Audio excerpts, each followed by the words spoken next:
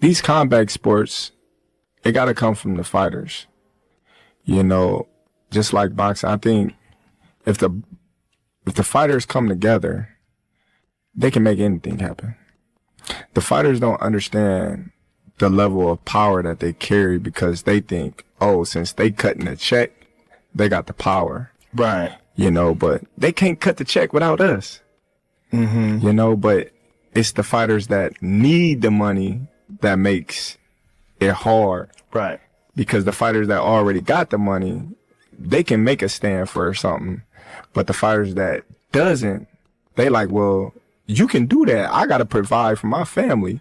You can take a chance of going at the organization for a year or however long it's going to last, but who going to pay my bills? Right. Who going to put food on my family table while we doing this, while we making a stand? So it's a little tougher for them to make that stand than a person that's already established. Yes. You know, and I think that's where, you know, the seesaw effect happens with boxing and UFC. UFC's financial landscape shifted dramatically in 2025, according to TKO Group Holdings' latest earnings report. The promotion generated $1,502 billion in revenue, representing a solid 7% year-over-year jump worth roughly $96 million in additional income. What's particularly striking is the UFC's operational efficiency, with an impressive 57% profit margin, demonstrating the organization's continued financial dominance in combat sports. However, this marks a historic first, as WWE actually surpassed the UFC in both total earnings and raw profits for the initial time since TKO's formation. WWE posted remarkable numbers with $1.709 billion in revenue, reflecting a substantial 22% annual increase, largely driven by their game-changing Netflix media rights agreement. While TKO's overall revenue experienced a minor decline primarily due to IMG's post-Paris Olympics downturn, both flagship properties delivered robust operational results. Terence Crawford recently offered his perspective on the heated UFC fighter compensation controversy during his Joe Rogan Experience appearance. The debate intensified after Conor Benn's reported $15 million single-fight deal with Zuffa Boxing triggered widespread frustration among UFC athletes who earn significantly less than relatively unknown boxers. Crawford believes fighters possess more leverage than they recognize, but emphasized unity as the crucial factor. According to the boxing champion, UFC competitors would need to organize collectively and push together for meaningful change rather than voicing individual complaints. Head movement! Head movement! Head movement! Head movement! Head movement! Head movement! Head movement! Yes, move! Head movement! Good job! Head movement! Head movement! Head movement! Good job! Move! Move! Move! Please! Please! Please! Please! No! No! Head movement! Head movement!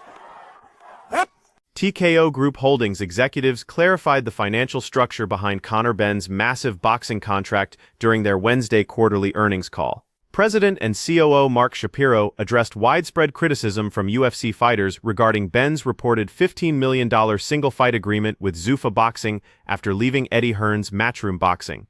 While Shapiro avoided confirming the exact purse amount, he emphasized that TKO bears zero financial responsibility for Benn's compensation, as Saudi entertainment giant Sella, led by Turki Al-Sheikh, covers all costs, similar to their funding of the Canelo-Crawford bout. Global Fight League announced their organizational rebuild through social media, revealing the formation of their Athlete Performance and Wellness Council, featuring respected MMA veterans, including Tyron Woodley, Mike Goldberg, Hector Lombard, Benson Henderson, Kat Zingano, and several other industry figures. The promotion emphasized their focus on establishing proper foundations with athletes and fans at the center, while promising additional announcements. Meanwhile, Ronda Rousey generated significant buzz by releasing fresh training footage, showcasing sharp boxing combinations, fluid pad work, and improved head movement, signaling potential competitive plans. That matchup. I didn't see him call me out, but I saw him talking to Sean O'Malley and calling out, what's his name? Ilya. I didn't see him call me out, but I think he has his weight classes confused. Like, I think he doesn't know that lightweight in boxing is different than lightweight in the UFC. Because he's lightweight in boxing is like 135, I believe, and lightweight in the UFC is of course 155. So I don't think he knows that. I don't know why. If he did call me out, that's kind of crazy. Why the hell would he want to fight me for? Did he say why he called me out? Max Holloway dismissed influencer Dean the Great's callouts of top UFC stars as unrealistic during a recent live stream on Kick. The BMF champion, who prepares to defend his title against Charles Oliveira at UFC 326, was among several fighters challenged by Dean, whose real name is Naradine Chimaev. Chimaev gained viral attention after being assaulted by former UFC fighter Tiki Gosen at a house party earlier this month, and subsequently called for Dana White to arrange boxing matches against Sean O'Malley, Ilia Topuria, and Holloway himself. The Hawaiian fighter labeled the idea crazy and questioned why Dean would pursue such dangerous matchups against elite professional fighters. Se habla, o sea, ahorita hablando mucho, ¿no?, sobre la función en Casablanca. En este caso, digo, hay tiempo, quizás suficiente, ¿no?, dependiendo de cómo salgas de este sábado. ¿Te gustaría también tú alzarías la mano, quizá para poder pelear en Casablanca? ¿Y crees que esa función quizá también necesitaría algún talento de México? Hermano, quiero que tú me contestes por qué yo quisiera pelear ahí. Pues es muy emotiva, ¿no?, quizá esa función. ¿Para quién? Para la empresa. ¿Para ti? Para la empresa. No estoy tan interesado. Muchas gracias.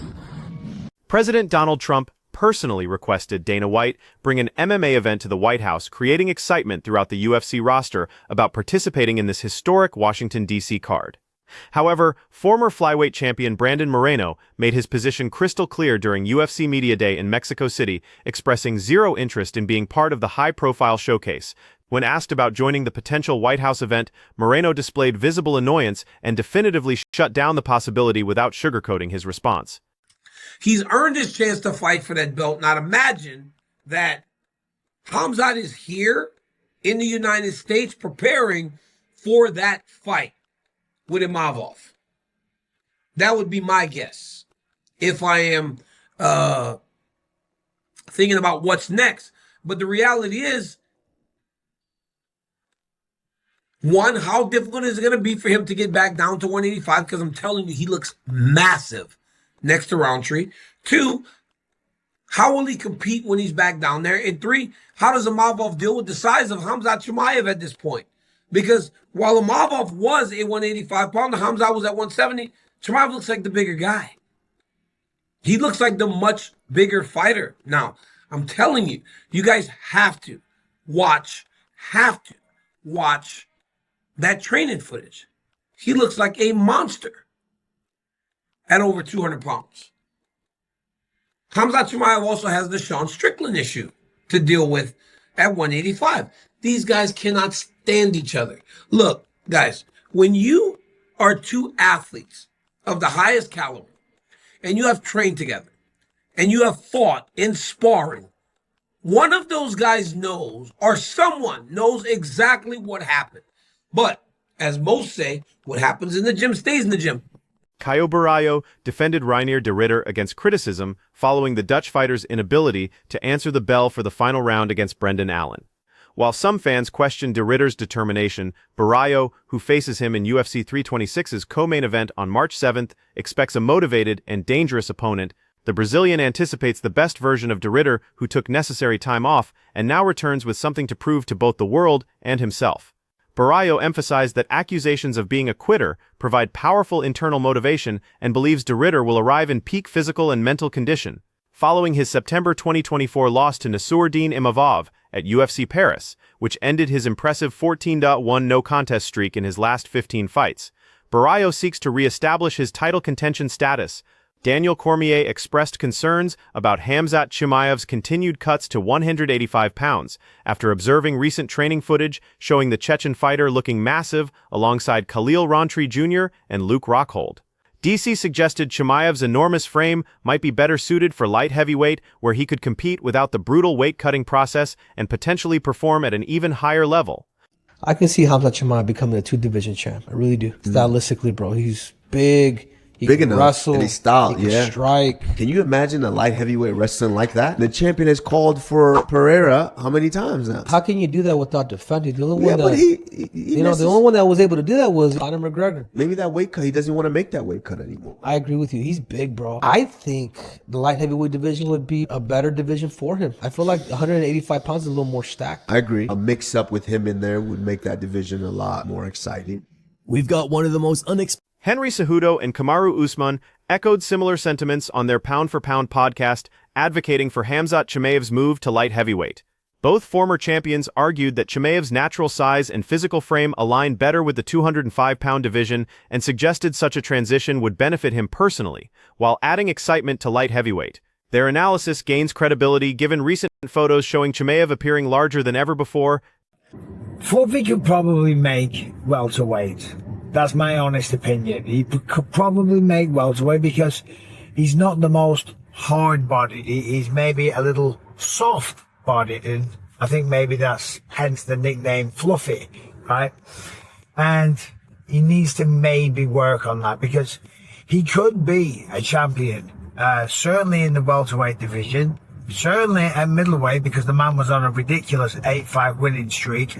The ongoing tension between Anthony Hernandez and Michael Bisping escalated after Fluffy's loss to Sean Strickland, with Bisping suggesting Hernandez should drop to welterweight based on his physique and questioning whether he truly belongs at middleweight. Hernandez's wife aggressively defended her husband on social media, telling critics to stop speaking for someone they don't know personally. She emphasized this marked his first defeat in 6 years, and argued against the welterweight suggestions, stating UFC doctors already determined he physically cannot make 170 pounds. Her posts highlighted that fighters can experience off nights and stressed the premature nature of calls for division changes after a single loss.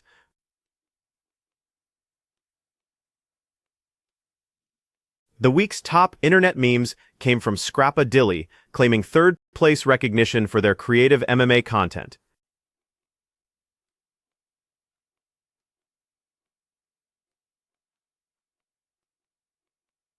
Hilarious MMA secured second place with their viral meme contribution, showcasing the community's humor and creativity.